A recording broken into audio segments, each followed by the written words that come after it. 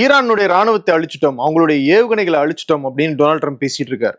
ஆனா ஈரான் செஞ்ச ஒரு செயல் உலகத்தையே அதிர வச்சிருக்கு, குறிப்பா ஐரோப்பிய நாடுகளை. அது ஏன் அப்படி ஈரான் என்ன பண்ணாங்க அப்படிங்கிறத பத்தியும், இஸ்ரேலினுடைய அணுசக்தி திட்டம் இருக்கிற ஒரு முக்கியமான இடத்துல ஈரான் பதில் தாக்குதல் நடத்தியிருக்காங்க, அதனுடைய விளைவு என்ன அப்படிங்கிறத பத்தியும், ஈரானுக்கு 48 மணி நேரம் காலக்கெடு கொடுத்திருக்காரு டொனால்ட் ட்ரம்ப், அது என்ன அப்படிங்கிறத பத்தியும் தான் இந்த வீடியோல பார்க்க போறோம். இது டிகோட் பை வெங்கட்.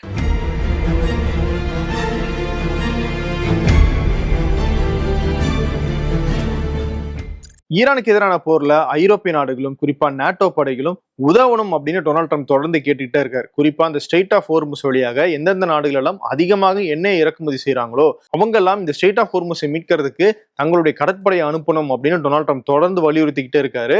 ஆனா அந்த நாடுகள் எல்லாம் அதை ஏற்க மறுத்துட்டாங்க. பிரிட்டன் மட்டும் என்ன சொல்லியிருக்காங்கன்னா, தங்களுடைய ராணுவ தளங்களை, அதாவது அவங்களுடைய ராணுவ ஏர்பேஸ் இருக்கும் இல்லையா, அதை அமெரிக்கா பயன்படுத்துறதுக்கு அனுமதிக்கிறதாக சொல்லியிருக்காங்க.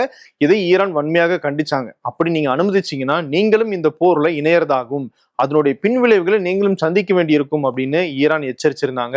அவங்க எச்சரிச்சது மாதிரியே செஞ்சும் காட்டிட்டாங்க. என்ன பண்ணாங்க?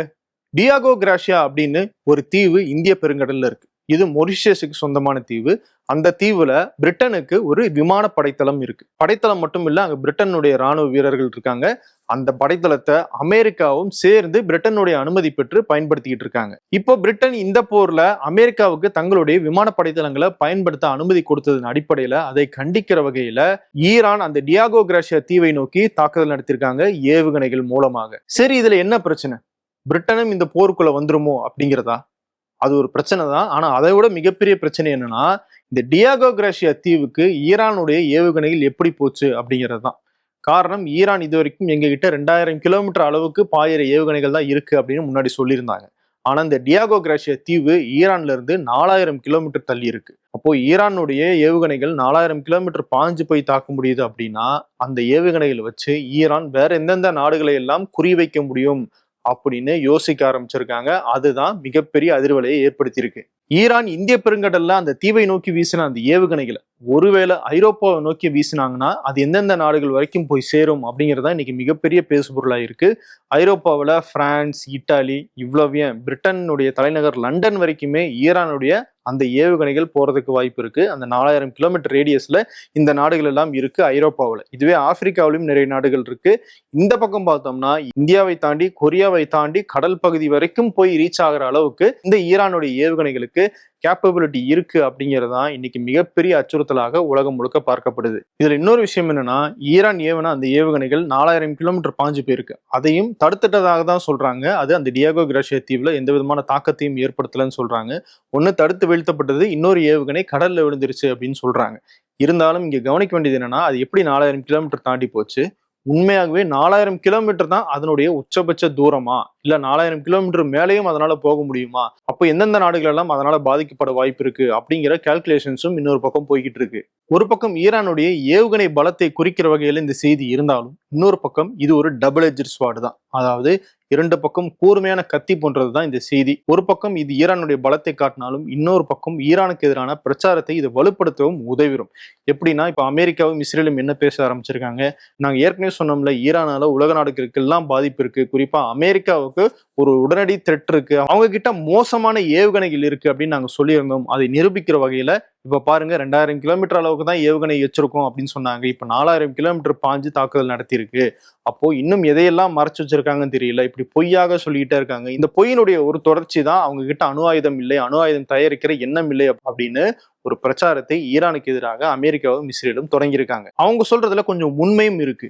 ஈரானுடைய வெளியுறவுத்துறை அமைச்சர் அப்பாஸ் அராக்சி இந்த போர் தொடங்குறதுக்கு 2-3 நாட்களுக்கு முன்னாடி ஒரு ஊடகத்துக்கு கொடுத்த பேட்டியில என்ன சொல்றாருன்னு பாருங்க. Mr. Araghchi, if I may, we heard from the president first in his State of the Union address that took place on Tuesday and again this morning in recorded remarks that I'm sure you've heard. The president said, among other things, that Iran has been building missiles that, in his words, could soon reach the American homeland. So as it relates to Iran's ballistic missile capabilities, does Iran now have the capability to reach the U.S. homeland? How far removed is it from that capability? No, we don't have that capability. We have intentionally kept the range of our missiles below 2,000 kilometers. So we don't have that capability and we don't want to do that. because we don't have any hostility against, the United States people or Europeans or whatsoever. We have built that capability in order to defend ourselves against our enemies. And, our missiles proved to be the most reliable means of defense for us. So obviously we cannot compromise on our missiles because our security depends on them. So the more, the US administration, the more Europeans or whoever insists that Iran should disarm itself from those missiles, the more we are convinced that in order to protect ourselves, we need those missiles. So our missiles have defensive nature. Our missiles is only for deterrence and defense. They are not for aggression. And nobody has any record of any aggression by us against our neighbors in the past 200 years. So for clarity, you said that your missiles cannot reach the United States by design, that you do not want to reach the United States, but you also said it would be necessary as a defensive vehicle that you could if necessary. So to be clear, are you committing that Iran is not and will not build missiles that would have the capability to reach the United States? I can confirm, yes. அந்த பேட்டியில் அவர் என்ன சொல்றாரு, 2000 கிலோமீட்டருக்கு உள்ள பாயிற அளவுக்கு தான் நாங்க ஏவுகணைகளை வச்சிருக்கோம், அவ்வளவுதான் எங்களுடைய ஏவுகணை கெப்பாசிட்டி அப்படின்னு சொல்றாரு. இப்போ அமெரிக்காவும் இஸ்ரேலும் அவர்களுடைய ஆதரவாளர்களும் அந்த ஒரு லைனை மட்டும்தான் எடுத்துக்கிறாங்க. ஆனா அந்த பேட்டியில அவர் அடுத்தடுத்து சொல்ற விஷயங்களை பாருங்க. நாங்க வேணுக்குமே, அதாவது இன்டென்ஷனலாக தான் இந்த 2000 கிலோமீட்டர் அப்படிங்கிற அந்த லிமிட்டை வச்சிருக்கோம். ஏன்னா ஏவுகணைகளை நாங்க எங்களுடைய பாதுகாப்புக்காக மட்டும்தான் வச்சிருக்கோமே தவிர யார் மேலையும் தாக்குதல் நடத்தவோ தேவையில்லாம போர் தொடுக்கவோ நாங்க அதை பயன்படுத்தல அப்படின்னு அப்பாஸ் ஆராய்ச்சி சொல்றாரு. அதுக்கு என்ன அர்த்தம்னா, எங்க நாட்டை பாதுகாக்கிறதுக்காக நாங்க ஏவுகணைகளை ரெடி பண்ணி வச்சிருக்கோம், அதை வச்சு நாங்க முதல்ல தாக்குதல் நடத்த மாட்டோம், ஆனா தாக்குதல் நடத்தினாங்கன்னா அதை பதில் தாக்குதல் நடத்துறதுக்காக நாங்க பயன்படுத்திக்குவோம் அப்படிங்கிறது தான். இதை தான் அமெரிக்காவுடைய கவுண்டர் டெரரிசம் டிபார்ட்மெண்ட்டின் தேசிய இயக்குனராக இருந்து இப்போ ரிசைன் பண்ண ஜோ கென்ட்டும் சொல்றாரு. ஈரானால அமெரிக்காவுக்கு எந்த விதமான உடனடி அச்சுறுத்தலுமே இல்லை, அவங்களுக்கு அணு ஆயுதம் தயாரிக்கணும் அப்படிங்கிற நோக்கமும் இல்லை, அதை அமெரிக்காவுக்கு எதிராக பயன்படுத்தணும், இஸ்ரேலுக்கு எதிராக பயன்படுத்தணும் அப்படிங்கிற நோக்கமும் அவங்களுக்கு இல்லை, அந்த இன்டென்ஷனே அவங்களுக்கு இல்லை. நோக்கம் இருந்தா தானே அது அச்சுறுத்தலாகும், நோக்கம் இல்லாம ஒருத்தர் ஆயுதம் வச்சிருக்கிறது மட்டுமே அச்சுறுத்தலாக எப்படி பார்க்க முடியும் அப்படிங்கிறது ஜோ கென்ட்டினுடைய வாதம். அமெரிக்காவினுடைய ஒரு எம்பி அமெரிக்காவினுடைய உளவுத்துறை தேசிய இயக்குனர் துளசி கபாடை நோக்கி கேட்கிற இந்த கேள்வியை பாருங்க. Director Gabbard, you said that North Korea has intercontinental ballistic missiles that can reach the homeland. Yet, the Defense Department said that Iran was at least 10 years away from achieving an intercontinental ballistic missile that can reach the homeland. Which one is a more serious threat, North Korea or Iran? These threats are taken within the context of the total body of intelligence reporting. So that's, it should be, and that's my point. அதுல அந்த MP துளசி கபாட் கிட்ட என்ன கேட்கிறாரு, வடகொரியா கிட்ட அமெரிக்காவை தாக்குற தன்மை கொண்ட ஏவுகணைகள் இருக்கு, அது அமெரிக்காவுக்கு அச்சுறுத்தல்னு சொல்றீங்க, அப்போ நீங்க முதல்ல வடகொரியா மேலதானே நீங்க போர் தொடுத்திருக்கணும், ஏன் ஈரானை நோக்கி போனீங்க அப்படின்னு ஒரு கேள்வி வைக்கிறாரு. அதுக்கு சரியான பதில் துளசி கபால் கிட்ட இல்ல. ஏன் அமெரிக்காவால வடகொரியா மேல போர் தொடுக்க முடியல, ஈரானை விட இன்னும் ரொம்ப குட்டியான நாடுதான் வடகொரியா. அப்படி வடகொரியா மேல அமெரிக்கா போர் தொடுத்து போனாங்க அப்படின்னா வடகொரியா தங்களுடைய அணு ஆயுதத்தை பயன்படுத்துறதுக்கான வாய்ப்பு ரொம்பவே அதிகம். அப்படி அமெரிக்கா வடகொரியா மேல போர் தொடுத்து போனாங்கன்னா வடகொரியா எங்க அணு ஆயுதத்தை பயன்படுத்திடுவாங்களோ அப்படிங்கிற அச்சம் இருக்கு. அதனாலதான் இவங்களால வடகொரியாவுக்குள்ள போக முடியல. இன்னொரு ஆங்கிள் யோசிச்சு பாருங்களேன், ஈரான் இப்படிப்பட்ட ஆயுதங்களை வச்சிருக்க கூடாது, அது அமெரிக்காவுக்கு அச்சுறுத்தல், இஸ்ரேலுக்கு அச்சுறுத்தல் அப்படின்னு அமெரிக்காவும் இஸ்ரேலும் சொல்றாங்க. ரைட், அப்போ நீங்களும் ஈரானை அச்சுறுத்துற வகையில, ஈரான் மேல தாக்குதல் நடத்துற வகையிலான ஆயுதங்களை வச்சிருக்க கூடாதுன்னு ஈரானாலையும் சொல்ல முடியுமா? முடியாது. ஆனா அதை அவங்க ஏத்துக்க மாட்டாங்க. ஈரான் அணு ஆயுதம் வச்சிருக்க கூடாது, ஆனால் அமெரிக்கா அணு ஆயுதம் வச்சிருக்கலாம். இத்தனைக்கும் அந்த அணு ஆயுதத்தை இதுவரைக்கும் உலகத்துல பயன்படுத்தின ஒரே நாடு அமெரிக்கா மட்டும்தான். ஹிரோஷிமா நாகசாக்கி மேல போட்டாங்க. அணு ஆயுதத்தை பயன்படுத்தி ஒரு சொடக்குல லட்சக்கணக்கான மக்களை கொன்ன அமெரிக்கா அணு ஆயுதத்தை வச்சிருக்கலாம், ஆனால் தங்களுடைய பாதுகாப்புக்காக ஈரான் ஏவுகணைகளை வச்சுக்க கூடாது அப்படிங்கிறது தான் இவங்க சொல்ற நியாயம். இந்த பாரபட்சம் தொடர்பாக இன்னொரு முக்கியமான விஷயத்தையும் இந்த இடத்துல நான் பதிவு பண்ண விரும்புறேன். ஈரான் கிட்ட அணுசக்தி திட்டம் இருக்கு, அவங்க யுரேனியமை செறிவூட்டுறாங்க. ஆனா அவங்க என்ன சொன்னாங்கன்னா, நாங்க எங்களுடைய மக்கள் பயன்பாட்டுக்காக, எங்களுடைய மின்சார தேவைக்காக தான் இதை பயன்படுத்துறோமே தவிர ஆயுதமாக பயன்படுத்துற நோக்கம் இல்லை அப்படின்னு சொன்னாங்க. சரி, அவங்க வாய் வழியாக மட்டும்தான் சொன்னாங்களா? இல்ல, ஐநாவினுடைய IAEA international atomic energy agency அப்படிங்கிற ஐநாவினுடைய அந்த அமைப்பை ஈரானுக்குள்ள வந்து அவங்களுடைய அணுசக்தி திட்டங்களை ஆய்வு செய்யறதுக்கும் ஈரான் அனுமதிச்சாங்க. அப்படி அவங்க ஆய்வு செய்து ஒரு ரிப்போர்ட்டை தான் கடந்த ஜூன் மாசம் வெளியிட்டாங்க. அதுல ஈரான் அணு ஆயுதம் தயாரிக்கிறாங்க அப்படின்னு எந்த இடத்துலயுமே சொல்லல. ஆனா அந்த அறிக்கையை வச்சுதான் இஸ்ரேல் ஈரான் அணு ஆயுதம் தயாரிக்க போறாங்க, இன்னும் ஒரு வாரத்துல தயாரிச்சுறாங்க அப்படின்னு முதல்ல பேச்சுவார்த்தையை குலைக்கிற வகையில ஈரான் மேல தாக்குதல் நடத்தினாங்க. சரி, ஈரான் இவ்வளவு அச்சுறுத்தலா பாக்குறீங்க, ரைட்டு. இன்னொரு பக்கம் உங்ககிட்ட அணு ஆயுதம் இருக்கா இல்லையா அப்படின்னு இஸ்ரேலை பார்த்து கேட்டீங்கன்னா ஒரு பதிலும் அங்க இருந்து வராது. பதில் வரலனா கூட பரவாயில்ல, இந்த IAEA அமைப்பு இஸ்ரேலுக்குள்ள போய் ஆய்வு நடத்தவும் முடியாது. வெளிப்படையா வந்து எங்களுடைய அணுசக்தி திட்டத்தை ஆய்வு செய்யுங்கன்னு சொன்ன ஈரான் உங்களுக்கு அச்சுறுத்தல், ஆனா அணு ஆயுதம் இருக்கா இல்லையா அப்படின்னு பதில் சொல்லாம சர்வதேச அமைப்புகளை ஆய்வு செய்ய அனுமதிக்காம ரகசியமா ஒரு திட்டத்தை வச்சிருக்கிற இஸ்ரேலால எந்த விதமான ஆபத்தும் இல்லை. இதுதான் உலகத்தினுடைய நியாயம். நல்லாவே உலக நாடுகளுக்கு தெரியும் இஸ்ரேல் கிட்ட அணு ஆயுதம் இருக்கு அப்படின்னு. அணு ஆயுதம் இல்லைன்னா இல்லைன்னு சொல்ல வேண்டியதுன்னு, இருக்குன்னா இருக்குன்னு சொல்ல வேண்டியதுன்னு. இது ரெண்டுமே இல்லாம பதிலே சொல்லாம ஏன் இருக்கணும்? How many nuclear weapons does Iran have as of today? Right now, I hope none. Okay, how many does Israel have? No idea. No idea. You were in the government. They don't tell you that stuff. No idea. Who do they tell?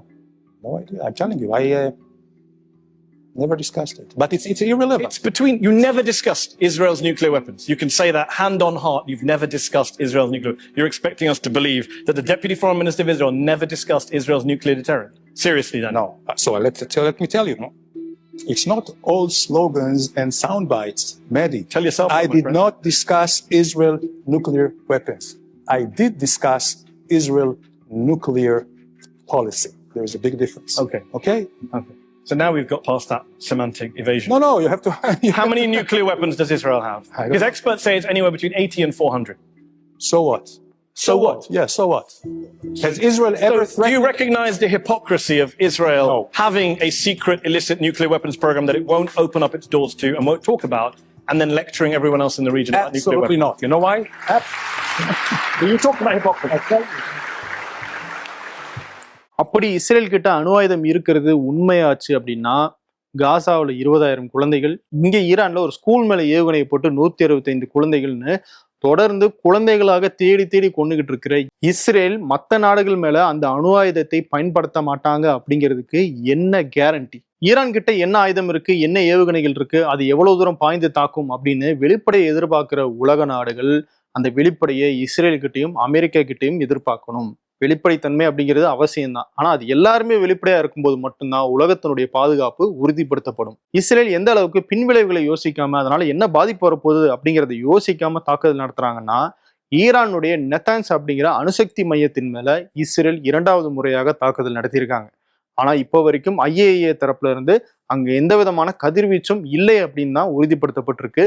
இதுக்கு பதிலடியாக Iran இஸ்ரேலினுடைய அணுசக்தி மையங்கள் இருக்கிற Dimona அப்படிங்கிற ஒரு நகரத்தின் மேல கடுமையான தாக்குதல் நடத்தியிருக்காங்க. அட் அ டைம் 5 ஏவுகணைகள் அடுத்தடுத்து போய் விழுந்திருக்கு. அது மட்டும் இல்ல, அராட் அப்படிங்கிற ஒரு நகரத்தின் மேலையும் ஈரானுடைய ஏவுகணைகள் தாக்குதல் நடத்தியிருக்கு. ஈரானுடைய ஏவுகணைகள் அந்த டிமோனா நகரத்தில் இருக்கிற அணுசக்தி மையத்தின் மேல நேரடியாக தாக்குதல் நடத்தல. இருந்தாலும் அதை சுத்தி கடுமையான பாதிப்பை ஏற்படுத்தியிருக்கு. 100க்கும் மேற்பட்டவங்க மருத்துவமனையில அனுமதிக்கப்பட்டிருக்கிறதாக சொல்லியிருக்காங்க. அங்க இருக்கிற குடியிருப்புகள் மேலையும் தாக்குதல் நடத்தப்பட்டதுனால குடியிருப்புகளும் சேதமடைஞ்சிருக்கு. இஸ்ரேல் எங்களுடைய அணுசக்தி மையத்தின் மேல தாக்குதல் நடத்தினதுக்கு பதிலடியாக தான் நாங்க இந்த தாக்குதலை நடத்திருக்கோம் அப்படின்னு ஈரானுடைய IRGC படைகள் சொல்லியிருக்காங்க.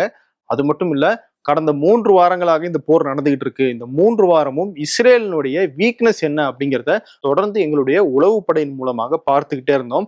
அதை குறி வச்சுதான் இப்ப தாக்குதலை தொடங்கியிருக்கோம். இவ்வளவு நாள் நடத்தினதெல்லாம் தாக்குதல் கிடையாது, இதுக்கப்புறம் நடத்த போறதா தீவிரமான தாக்குதல் அப்படின்னு ஈரான் எச்சரிச்சிருக்காங்க. فرماندهان اطلاعاتی و عملیاتی نیروهای مسلح پس از رصد، بررسی و شناخت کامل نقاط آسیب دشمنان در 3 هفته اول جنگ، تاکتیک‌های تهاجمی جدید و سامانه‌های مدرن‌تر را برای دور جدید عملیات‌های تأثیرمحور وارد میدان نبرد کردند.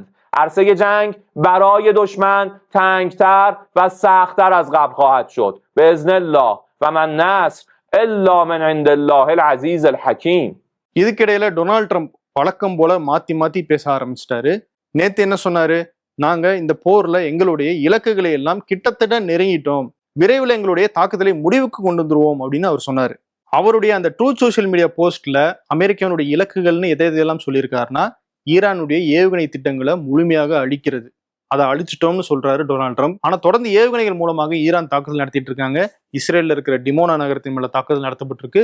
4000 கிலோமீட்டர் தள்ளி இருக்கிற டியாகோ கிராஷியா மேலேயும் ஈரான் தாக்குதல் நடத்திருக்காங்க. அப்போ டொனால்ட் ட்ரம்ப் சொல்றது உண்மை இல்லை அப்படிங்கிறது தெரியுது. ரெண்டாவது, ஈரானுடைய டிஃபென்ஸ் சிஸ்டம், அதாவது உள்ள வர தாக்குதலை தடுக்கிற அந்த சிஸ்டம், கடற்படை, விமானப்படை, இதை முற்றிலுமாக அழிச்சிட்டோம் அப்படின்னு சொல்றாரு. ஓரளவு சேதம் ஏற்பட்டிருக்கு அப்படிங்கிறது உண்மைதான். ஆனா முற்றிலும் அழிச்சிட்டோம் அப்படின்னு டொனால்ட் ட்ரம்ப் சொல்றது உண்மை இல்லை. அதை நிரூபிக்கிற வகையில அண்மையில தான் அமெரிக்கனுடைய F-35 அப்படிங்கிற உலகின் பவர்ஃபுல் ஜெட் விமானம் ஈரானுடைய டிஃபென்ஸ் சிஸ்டத்தால சுடப்பட்டுச்சு. மூணாவது முக்கியமானது, ஈரானை எக்காலத்திலும் அணு ஆயுதம் தயாரிக்கவே விட மாட்டோம், அது நோக்கி போறாங்கனாலே நாங்க தடுத்துருவோம் அப்படின்னு சொல்றாரு. தடுத்துருவோம் அப்படின்னு சொல்றாரு. ஏன் அதை நான் அழுத்தி சொல்றேன் அப்படின்னா, ஈரானுடைய அந்த அணுசக்தி திட்டங்களை இந்த போர்ல அமெரிக்காவால ஒண்ணுமே செய்ய முடியல அப்படிங்கிறது தான் இருக்கிற உண்மை. காரணம், இந்த போர் தொடங்குறதுக்கு முன்னாடி அமெரிக்கா அந்த பேச்சுவார்த்தையில வச்ச முக்கியமான டிமாண்ட் என்னன்னா, ஈரான் கிட்ட இருக்கிற அந்த செறிவூட்டப்பட்ட யுரேனியத்தை உடனடியாக ஈரான்ல இருந்து வெளியேற்றி வேற நாடுகளுக்கு கொண்டு போயிடணும் அப்படிங்கிறது தான் அமெரிக்கா வச்ச டீல். அந்த டீலுக்கு ஈரானும் ஒரு வகையில ஓகே சொல்லிட்டாங்க. இருந்தாலும் இந்த போரை தொடங்கிட்டாங்க. இப்போ எதுக்குமே பயன்படாம திரும்பவும் அந்த ஈரானுடைய செறிவூட்டப்பட்ட யுரேனியம் ஈரான்லேயே தான் இருக்க போகுது. அதை அவங்க எதுவுமே பண்ணல. இதுக்கப்புறம் ஒருவேளை அமெரிக்கா சொல்ற மாதிரி ஈரான் அணு ஆயுதம் தயாரிக்கணும்னு யோசிச்சா கூட திரும்ப வந்துதான் அமெரிக்கா தாக்குதல் நடத்துமே தவிர அதை முற்றிலுமாக தடுக்கிறதுக்கான எந்த விதமான முயற்சியும் இந்த போர்ல அவங்களால செய்ய முடியல அப்படிங்கிறது தான் உண்மை. நாலாவது, கல்ஃப்ல இருக்கிற எங்களுடைய நட்பு நாடுகளை எல்லாம் நாங்க பாதுகாத்திருக்கோம் அப்படின்னு சொல்றாரு. எந்த அளவுக்கு பாதுகாத்திருக்காங்க அப்படிங்கிறது நல்லாவே தெரியும். அந்தந்த நாடுகள் கிட்ட இருக்கிற ஆயுதங்கள் மூலமாக தான் அவங்க ஈரானுடைய ட்ரோன்களையும் ஏவுகணைகளையும் தடுத்துக்கிட்டு இருக்காங்க. கடுமையான சேதங்கள் அந்தந்த நாடுகளையும் ஏற்பட்டுக்கிட்டு தான் இருக்கு. முழுமையாக நாங்க அந்த நாடுகளை எல்லாம் காப்பாத்திருக்கோம் அப்படின்னு டொனால்ட் ட்ரம்ப் சொல்றது பொய் அப்படின்னு அந்த கல்ஃப் நாடுகளுக்கே நல்லா தெரியும். கடைசியா, ஹோர்மோஸ் ஸ்ட்ரெய்ட், அது அமெரிக்காவினுடைய பொறுப்பு கிடையாது. அதன் மூலமாக யாருக்கு அதிகமாக என்ன போகுதோ அந்த நாடுகள் தான் அதை பாதுகாத்துக்கணும். அமெரிக்கா அவங்க கேட்டுக்கிட்டா உதவி வேணா பண்ணுமே தவிர நாங்க அதை நேரடியாக பாதுகாக்கிற முயற்சியில் ஈடுபட மாட்டோம்னு டொனால்ட் ட்ரம்ப் சொல்லியிருந்தாரு. அது மட்டும் இல்ல, ஈரானை நாங்க அடிச்சு நொறுக்கிட்டு இருக்கோம், அதனால ஸ்ட்ரெய்ட் ஆஃப் ஹோர்முஸை மீட்கிறது அவ்வளவு கடினமான வேலையாக இருக்காதுன்னு டொனால்ட் ட்ரம்ப் அந்த ட்ரூத் சோஷியல் மீடியா போஸ்ட்ல நேத்து போடுறாரு. ஆனா இன்னைக்கு டொனால்ட் ட்ரம்ப் போட்ட போஸ்ட்ல என்ன சொல்லியிருக்காருன்னா, ஈரான் இன்னும் 48 மணி நேரத்துல அந்த ஸ்ட்ரெய்ட் ஆஃப் ஹோர்முஸை திறந்து விடலை அப்படின்னா நாங்க உடனடியாக ஈரானுடைய பவர் பிளான்ஸ், அதாவது மின் உற்பத்தி மையங்கள் மேல தாக்குதல் நடத்துவோம். அதுவும் ஈரானுடைய மிகப்பெரிய மின் உற்பத்தி மையத்துல இருந்து தான் தொடங்குவோம், முற்றிலுமாக அழிச்சிருவோம் அப்படின்னு ஒரு எச்சரிக்கையை கொடுத்திருக்காரு. அப்போ ஸ்ட்ரெய்ட் ஆஃப் ஹோர்முஸை மீட்கிறது எளிமையான விஷயம்னு டொனால்ட் ட்ரம்ப் கடந்த போஸ்ட்ல சொன்னது இந்த போஸ்ட்ல பொய்ன்னு நிரூபணம் ஆயிருச்சு. அப்படி ஒருவேளை டொனால்ட் ட்ரம்ப் 48 மணி நேரம் கழிச்சு ஈரானுடைய பவர் பிளான்ஸ் மேல தாக்குதல் நடத்தினாங்க அப்படின்னா அதனுடைய எதிர்வினைகள் என்ன இருக்கும் அப்படிங்கிறத நம்ம ஏற்கனவே பார்த்தோம். ஈரானுடைய எரிசக்தி திட்டங்கள் மேல கை வச்சும் போது ஈரான் பதிலுக்கு கல்ஃப் நாடுகளுடைய எரிசக்தி திட்டங்கள் மேல தாக்குதல் நடத்தினாங்க. அதே மாதிரியான ஒரு பதிலடியை திரும்பவும் ஈரான் கல்ஃப் நாடுகளை நோக்கியும் இஸ்ரேல் நோக்கியும் கொடுப்பாங்க. அதனுடைய பாதிப்பு கல்ஃப் நாடுகளுக்கு தான் அதிகமாக இருக்கும். நீங்க நல்லா நோட் பண்ணீங்களா, நாங்க எங்களுடைய இலக்குகளை அடைஞ்சிட்டோம்னு டொனால்ட் ட்ரம்ப் சொன்னதுல ஆட்சி மாற்றத்தை அவர் சேர்க்கவே இல்லை. ஏன்னா அவருக்கு நல்லாவே தெரிஞ்சிருச்சு அங்க ஆட்சி மாற்றம் செய்ய முடியாது அப்படிங்கிறது. இன்னொன்னு, IRGC படையினுடைய கமாண்டர்கள் எவ்வளவு பேர் அழிச்சாலும் அந்த படை இன்னும் செயல்பட்டுட்டு தான் இருக்கு. அந்த படையையும் எதுவுமே செய்ய முடியல அப்படிங்கிறது டொனால்ட் ட்ரம்ப்க்கு நல்லாவே தெரியுது. அதனாலதான் அவங்களுடைய இலக்குகள்ல அதை அவர் சேர்க்கவே இல்லை. ஆனா இந்த போர் தொடங்கும்போது அவர் என்ன சொன்னாரு, ஈரான் மக்களை இது உங்களுடைய சுதந்திரத்துக்கான நேரம், நாங்க ஆட்சியை கவிழ்த்து கொடுத்துருவோம், நீங்க ஆட்சியை எடுத்துக்கங்க அப்படின்னு சொன்னாரு. ஆனா இப்ப அவருடைய இலக்குல ஆட்சி கவிழ்ப்பே இல்லை, ஆட்சி மாற்றமும் இல்லை, அது நடக்காதுன்னு அவருக்கு நல்லாவே தெரியுது. இன்னொரு பக்கம் ஈரான் என்ன சொல்றாங்க, எங்க மேல தாக்குதல் நடத்தாத அமெரிக்காவுடைய நட்பு நாடுகள் அல்லாத நாடுகளுக்கு நாங்க இந்த ஸ்ட்ரெய்ட் ஆஃப் ஹோர்முஸ் வழியாக அவங்களுடைய கப்பலை பாதுகாப்பாக கொண்டு போறதுக்கு அனுமதிக்கிறோம், அவங்க எங்ககிட்ட பேசி தொடர்பு கொண்டா மட்டும் போதும் அப்படின்னு ஈரான் தொடர்ந்து சொல்லிக்கிட்டே இருக்காங்க. இதை தான் ஐநாவினுடைய கடல் பாதுகாப்பு குழுக்கிட்டையும் ஈரான் சொல்லியிருக்காங்க. இன்னொரு பக்கம் ஜப்பானுடைய பிரதமர் டகைச்சி அவங்க அமெரிக்காவுக்கு போயிருக்காங்க, டொனால்ட் ட்ரம்ப்பை சந்திச்சு பேசியிருக்காங்க. வர்த்தக ஒப்பந்தங்கள் எல்லாம் கையெழுத்தாகிருக்கு. ஜப்பானும் அமெரிக்காவும் நெருங்கிய நண்பர்கள் அப்படிங்கிற அடிப்படையில ஈரான் இதை பார்க்கல. காரணம், ஜப்பான் விரும்பினாங்கன்னா அவங்களுடைய கப்பல்களை நாங்க இந்த ஸ்ட்ரெய்ட் ஆஃப் ஹோர்முஸ் வழியாக பாதுகாப்பாக கொண்டு போறதுக்கு அனுமதிக்கிறோம் அப்படின்னு ஈரான் ஜப்பான் கிட்டேயே பேசியிருக்காங்க. ஆனால் ஜப்பான் இது வரைக்கும் அதுக்கான சரியான பதிலை சொல்லல. ஆனா ஜப்பானுடைய பாதுகாப்புத்துறை அமைச்சர் என்ன சொல்றாருன்னா, நாங்க இப்போதைக்கு இந்த போர்ல கலந்துக்கிறதுக்கான வாய்ப்பு இல்லை, ஒருவேளை இந்த தாக்குதல் நிறுத்தம் எல்லாம் வந்து உடன்படிக்கை ஏற்பட்டதுக்கு பிறகு வேணா ஸ்ட்ரெயிட் ஆஃப் ஹோர்முஸ்ல ஏதாவது கன்னி வெடிகள் இருந்துச்சு அப்படின்னா அதை நீக்கிறதுக்கு எங்களுடைய போர்க்கப்பல்களை அனுப்புறோம் அப்படின்னு ஜப்பான் சொல்லியிருக்காங்க. ஸோ ஆக மொத்தம் எந்த ஒரு நாடுமே தங்களுடைய போர்க்கப்பலை ஈரானுக்கு எதிராக பயன்படுத்த அனுமதிக்கிறோம் அப்படின்னு சொல்லல. பிரிட்டன் மட்டும் தான் தங்களுடைய படைத்தளங்களை வேணா நீங்க பயன்படுத்திக்கங்க அப்படின்னு அனுமதி கொடுத்திருக்காங்க. சவுதி அரேபியா மேல கடந்த 24 மணி நேரத்துல 60 ட்ரோன்கள் மூலமாக ஈரான் தாக்குதல் நடத்திருக்கிறதாக சொல்லியிருக்காங்க. சவுதி அந்த 60 ட்ரோன்களையும் சுட்டு வீழ்த்திருக்கிறதாகவும் அறிவிச்சிருக்காங்க. இந்த தாக்குதல் தீவிரம் அடைஞ்சிருக்கிறதுனால சவுதி என்ன பண்ணியிருக்காங்க, ஈரானுடைய தூதரக அதிகாரிகள் எல்லாரையும் உடனடியாக வெளியேறணும்னு சொல்லியிருக்காங்க. அந்த அதிகாரிகளுக்கு பாதுகாப்பாக இருக்கிற ஈரானுடைய ராணுவ அதிகாரிகளையும் உடனடியாக வெளியேறணும்னு உத்தரவிட்டிருக்காங்க.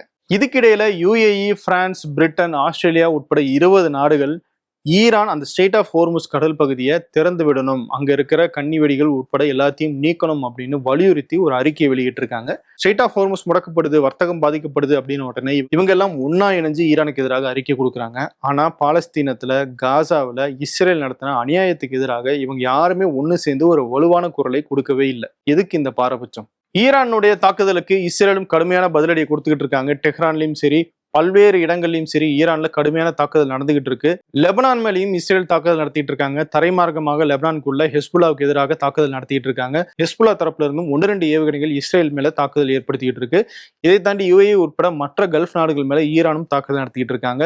இங்க சிச்சுவேஷன் நாளுக்கு நாள் மோசமடைஞ்சுக்கிட்டே போகுது. இதுக்கிடையில ஓமன் அரசாங்கம் தரப்புலையும் ஈரான் அரசாங்கம் தரப்புலையும் பேச்சுவார்த்தை நடந்திருக்கிறதாக தகவல் வந்திருக்கு.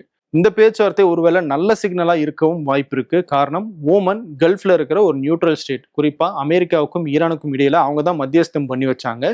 அவங்க ஈரான் கிட்ட பேசியிருக்காங்க அப்படின்னும் போது இந்த போரை அவங்க முடிவுக்கு கொண்டு வர முயற்சியில ஈடுபட்டிருக்காங்களோ அப்படிங்கிற ஒரு தகவல் வருது. அது உண்மையாக இருந்துச்சு அப்படின்னா உண்மையாகவே அது நல்ல செய்தி தான். ஆனா ஈரான் தெளிவாக ஒரு விஷயத்தை மட்டும் சொல்றாங்க, இந்த போர் இதோட முடியணும், இனிமேல் எதிர்காலத்துல இப்படி ஒரு போரே எங்களை நோக்கி வரக்கூடாது, அதுக்கான உத்தரவாதத்தை சர்வதேச நாடுகள் சேர்ந்து எங்களுக்கு கொடுக்கணும், இந்த போர்ல ஏற்பட்ட பாதிப்புகளுக்கு இழப்பீட்டை கொடுக்கணும், எங்களுடைய உரிமைகள் நிலைநாட்டப்பட வேண்டும், இதெல்லாம் இருந்தாதான் நாங்க இந்த பேச்சுவார்த்தையை ஓகே சொல்லுவோம், இந்த போரை முடிவுக்கு கொண்டு வருவோம்னு ஈரான் சொல்றாங்க. பொறுத்திருந்து பார்ப்போம் என்ன நடக்குதுன்னு. அடுத்தடுத்த வீடியோக்குள்ள இந்த போர் தொடர்பான அப்டேட்ஸை தொடர்ந்து கொடுக்குறோம். டிகோட் நிகழ்ச்சியை தொடர்ந்து பாருங்க, ஆதரவு கொடுங்க. நன்றி.